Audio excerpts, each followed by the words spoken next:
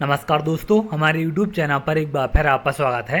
आज हम बात करेंगे सामाजिक विज्ञान की पहली मैराथन क्लास के बारे में, जिसमें टॉप इंपोर्टेंट 100 प्रश्नों पर हम बात करेंगे। और इसको लेकर आप लोग के भी लगातार कमेंट आ रहे थे कि सर विज्ञान के जैसे सामाजिक विज्ञान की भी मैराथन क्लास करा दीजिए। तो आज से हम सामाजिक विज्ञान की मैराथन क्लास के बारे में बात करेंगे और प्रत्येक क्लास में आपको इंपोर्टेंट 100 क्वेश्चन मिलेंगे।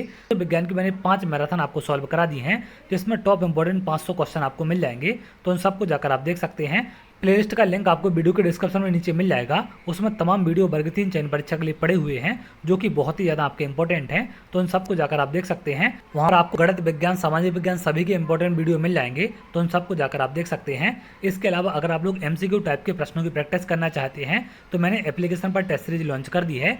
सब्जेक्ट वाइज और फुल लेंथ दोनों प्रकार से टेस्ट सीरीज वहाँ पर आपको मिल जाएंगी, जो कि एग्जाम में आपको काफ़ी ज़्यादा हेल्प करेगी। आप अपनी तैयारी को वहाँ पर जाकर चेक कर सकते हैं और एप्लीकेशन पर ही आपको मैराथन क्लास के PDF मिल जाएंगे, जो कि यहाँ पर आपको सॉल्व कराए जाते हैं। तो वहाँ पर जाकर सारी चीज़ें आप देख सकते हैं। तो चलिए एक एक करके इन सब प्रश्नों के बारे में हम बात करते हैं। सबसे पहला प्रश्न है, हड़प्पा सभ्यता किस युग की सभ्यता थी? तो कांस्य युगीन सभ्यता हड़प्पा सभ्यता आपकी कही जाती है। तो एक कांस्य युग की थी। सिंधु सभ्यता का पत्तन नगर बंदरगाह कौन सा था? तो लोथल आपका क्या था? एक बंदरगाह था। ये मोस्ट इंपोर्टेंट क्वेश्चन है। अगला है, त्रिपिटक किस धर्म से संबंधित ग्रंथ है? ये बौद्ध धर्म से संबंधित आपका ग्रंथ है। हर्यक वंश के किस शासक को कुणिक कहा जाता था? कई बार क्वेश्चन एग्जाम में आपका पूछा गया है। तो कुणिक किसे कहा जाता था? अजातशत्रु को। अगला प्रश्न है, कलिंग विजय के उपरांत अशोक महान ने किस धर्म को अंगीकार कर लिया था? तो अशोक ने कौन सा धर्म अपना लिया था? बौद्ध धर्म। अगला प्रश्न है, गुप्त वंश का वह राजा कौन था जिसने हूणों को भारत पर आक्रमण करने से रोका था? स्कंदगुप्त ने। अगले प्रश्न पर आते हैं। अगला प्रश्न है, किस व्यक्ति को द्वितीय अशोक कहा जाता है? तो द्वितीय अशोक किसे कहा जाता है? हर्षवर्धन को। इतिहास के पिता कौन है, या फिर इतिहास का पिता किसे कहा जाता है? हेरोडोटस। मोस्ट इंपोर्टेंट क्वेश्चन है आपका। अगला प्रश्न है, किस वंश के राजाओं ने खजुराहो स्थित मंदिरों का निर्माण करवाया था? चंदेल वंश के राजाओं ने। अगले प्रश्न पर आते हैं। अगला है, राष्ट्रकूट साम्राज्य का संस्थापक कौन था? दंती दुर्ग। तराइन की पहली लड़ाई 1191 ईस्वी में किनके बीच लड़ी गई थी? तो इसका सन भी आप ध्यान रखेंगे, 1191। अभी किसके बीच लड़ी गई थी? मोहम्मद गौरी और पृथ्वीराज चौहान के बीच। अगला प्रश्न है, विजयनगर साम्राज्य की स्थापना किसने की थी? हरिहर और बुक्का ने।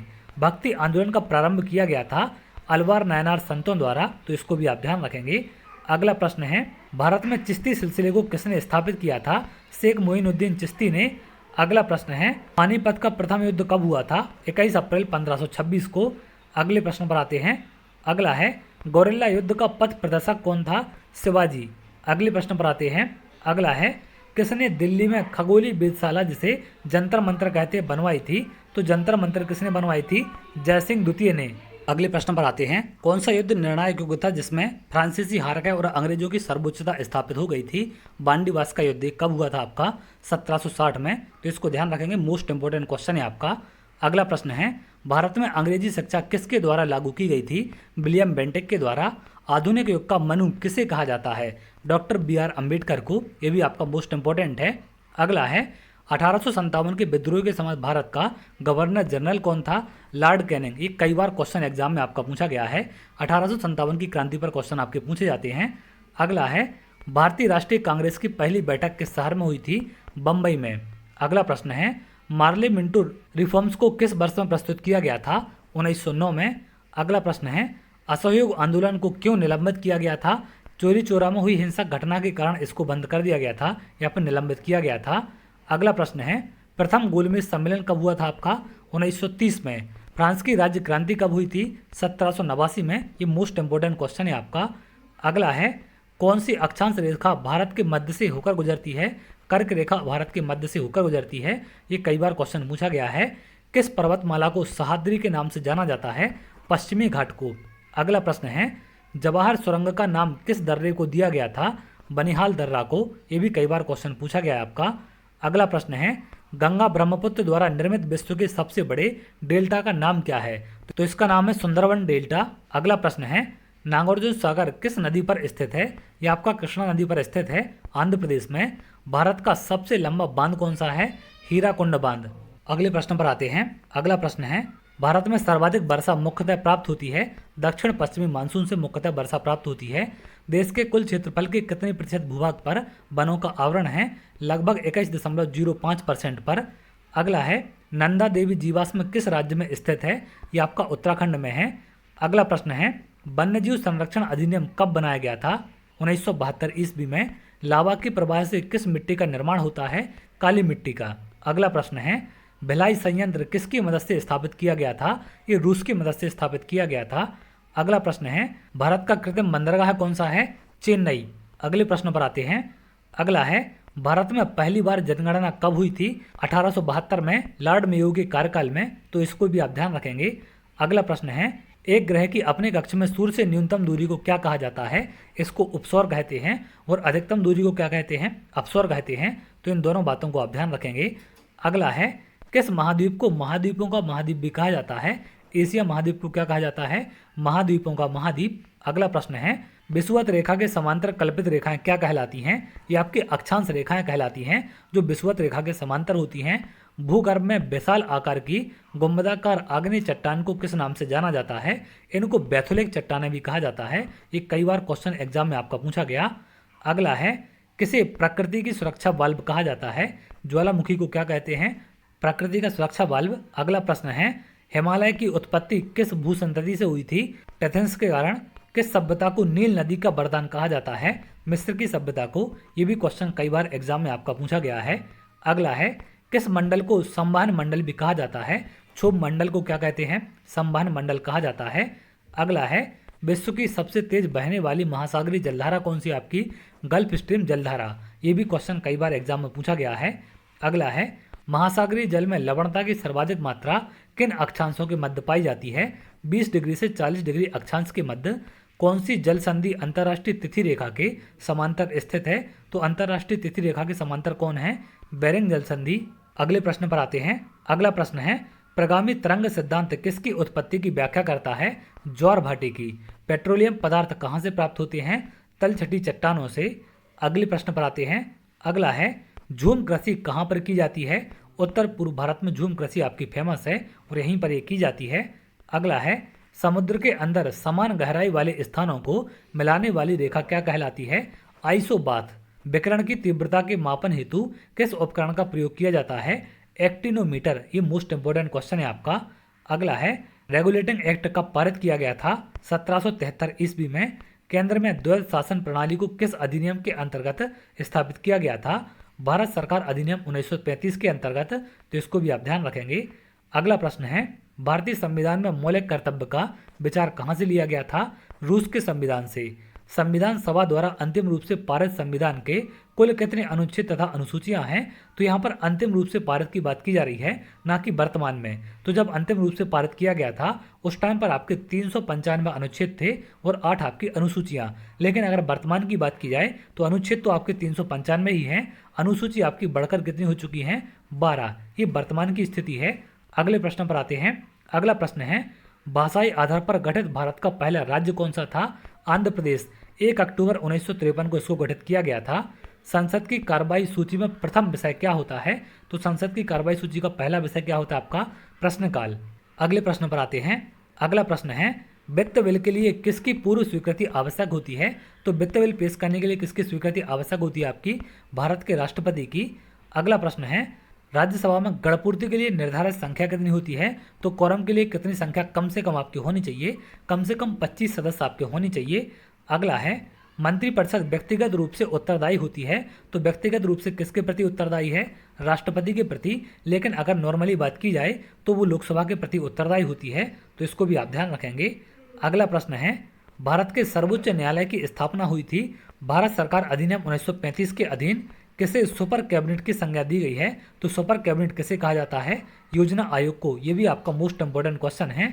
अगला प्रश्न है, पंचवर्षीय योजना के मसौदे को अंतिम रूप से कौन स्वीकृति प्रदान करता है? योजना आयोग के द्वारा इसको स्वीकृति प्रदान की जाती है। शिक्षा किस सूची के अंतर्गत आती है? शिक्षा आपकी समवर्ती सूची के अंतर्गत आती है।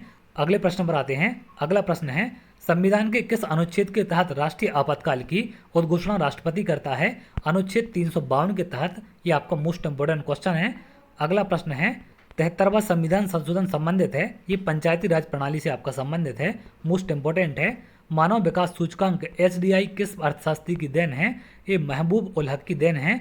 इन्होंने 1990 में इसे प्रस्तुत किया था। तो इसका सन भी आप ध्यान रखेंगे। अगला प्रश्न है, केंद्रीय सांख्यिकी संगठन का नया नाम क्या है? राष्ट्रीय सांख्यिकी कार्यालय, इसको आप ध्यान रखेंगे। सीएसओ का नाम अब क्या हो गया है? एनएसओ। किस वर्ष नाबार्ड की स्थापना हुई थी? 1982 में। तो बैंकों पर भी प्रश्न आपके बन जाते हैं। अगला प्रश्न है, स्टैगफ्लेशन स्थिति है कीमतों में एक साथ वृद्धि और आर्थिक विकास की स्थिरता की विशेषता वाली स्थिति होती है स्टैगफ्लेशन, तो इसको भी आप ध्यान रखेंगे। अगला है, भारत में मुद्रास्फीति दर की माप किस आधार पर होती है? उपभोक्ता मूल्य सूचकांक के आधार पर होती है और थोक मूल्य सूचकांक। तो इन दोनों में से डिपेंड करता है ऑप्शन में क्या है, क्योंकि इन दोनों के आधार पर इनकी गणना की जाती है।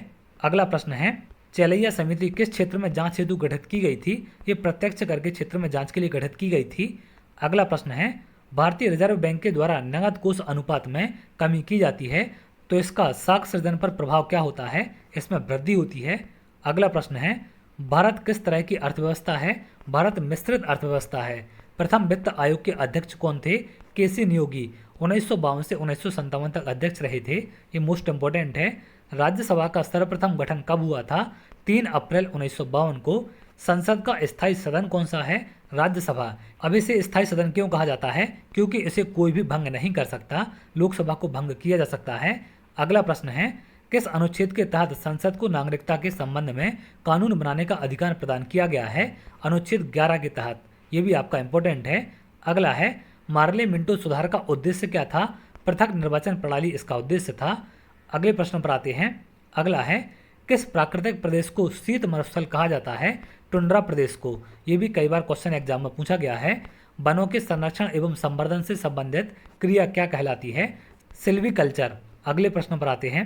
अगला प्रश्न है, दक्षिण अफ्रीका में स्थित किम्बरले किसके लिए प्रसिद्ध है? तो किम्बरले की खदान किसके लिए प्रसिद्ध है? आपकी हीरे के लिए। विश्व में पाए जाने वाला अधिकांश कोयला किस प्रकार का है? तो सबसे ज़्यादा कोयला विश्व में किस प्रकार का पाया जाता है? आपका बिटुमिनस कोयला। अगला प्रश्न है, जिस महासागर में सार गैसों संबंधित है वह कहाँ पर है?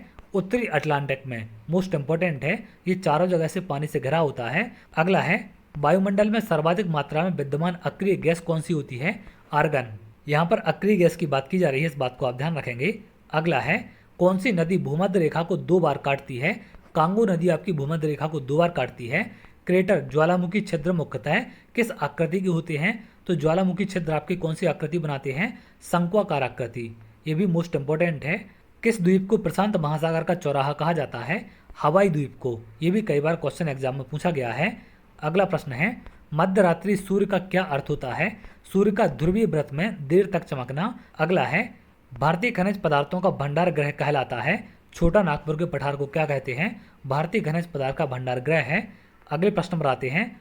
हरित क्रांति का अर्थ क्या है?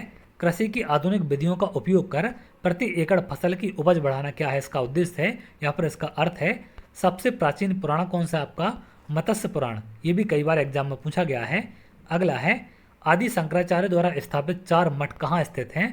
पहला है आपका ज्योतिर्मति उत्तराखंड में है, शारदा मठ आपका गुजरात में है, गोवर्धन मठ आपका उड़ीसा में है और श्रृंगेरी मठ आपका कर्नाटक में है। तो इन सबको आप ध्यान रखेंगे।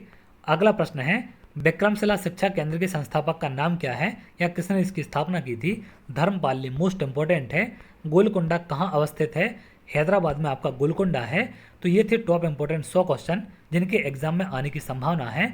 इसी प्रकार की और भी मैराथन क्लास आगे आपको सॉल्व कराई जाएंगी, तो लगातार आप लोग इन सबको देखते चलें और आप लोग यूट्यूब चैनल के साथ जुड़ जाएं जिससे सारे अपडेट आपको मिल सकें। आप लोग टेलीग्राम और व्हाट्सएप चैनल भी ज्वाइन कर सकते हैं, वहां पर सारे लिंक सारे आदेश आपको मिल जाते हैं, उनका लिंक भी आपको नीचे मिल जाएगा। एप्लीकेशन को भी आप देख सकते हैं, एप्लीकेशन पर इन PDF को शेयर कर दिया जाएगा। एप्लीकेशन का लिंक भी आपको नीचे मिलेगा संदीपनी एकेडमी हटा के नाम से, यहाँ पर उसे आप प्ले स्टोर पर जाकर भी डाउनलोड कर सकते हैं। तो चलिए आगे अगर आप ऐसी वीडियो चाहते हैं तो हमारे चैनल के साथ जुड़ सकते हैं जिससे और भी इंपॉर्टेंट वीडियो आपको मिल सके।